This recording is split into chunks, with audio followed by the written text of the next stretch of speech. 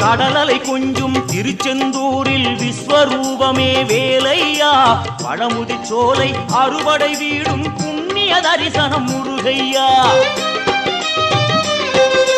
திருநீர் அணிந்து வரும் போது நெஞ்சில் நிம்மதி பிறக்குது கந்தையா சுகனே சிவனார் மகனே உன்னை பாட பாட சுகமாகுதையா வேல் முருகா அரோகரா அரோகரா வேல் முருகா